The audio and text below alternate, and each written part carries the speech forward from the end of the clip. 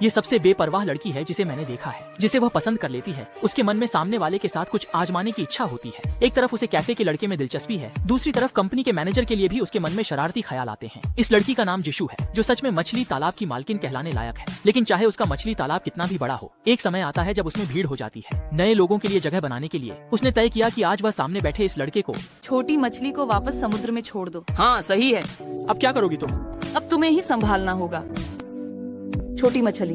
अचानक ब्रेकअप की खबर से छोटी मछली परेशान हो गई और रोने लगी। वह बार बार जिशु से अपने प्यार का इजहार करती रही, लेकिन उसे सिर्फ जिशु का शांत चेहरा मिला। दुखी होकर छोटी मछली ने पूछा कि वह जिशु के दिल में क्या मायने रखती है। जिशु की इन बातों ने छोटी मछली को पूरी तरह गुस्से में भर दिया, लेकिन छोटी मछली का यह व्यवहार जिशु की मंशा के अनुरूप था। जिशु ने मासूम चेहरा बनाकर कहा, अगर तुम्हें गुस्सा है तो मुझे डांट लो या 2 थप्पड़ मार सकती हो। फिर वह खड़ी हुई और चेहरा आगे बढ़ा दिया।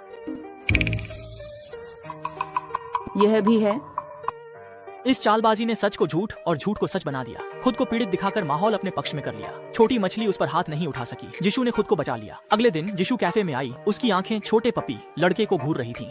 इसके बाद हर दिन वह 1 कप गर्म लाटे खरीदने आता और सड़क पर संयोगवश जिशु से टकरा जाता। जिशु का खूबसूरत चेहरा देखकर छोटे पप्पी का दिल उसके काबू में आ गया। अब वह रोज कैफे में जिशु की झलक पाने की उम्मीद में बैठा रहता। वह खुद को यह सोचकर दिलासा देता कि छोटा पप्पी खुद ही उससे बात करेगा। जिशु जानती थी कि अब समय सही है। जब छोटा पप्पी ध्यान से कॉफी बना रहा था, जिशु ने कहा कि अगर वह चश्मा न पहने तो और अच्छा दिखेगा। छोटा पप्पी घबरा गया और उसकी बेचैनी से गर्म कॉफी उसके शरीर पर गिर गई। ये देखकर जिशु ने तुरंत माफी मांगी और कहा, मेरी वजह से तुम्हारा ध्यान भटका। जिशु को काफी देर तक जवाब न देते देख छोटा पप्पी शर्मिंदा होकर सिर झुका लेता है। बस इतना ही।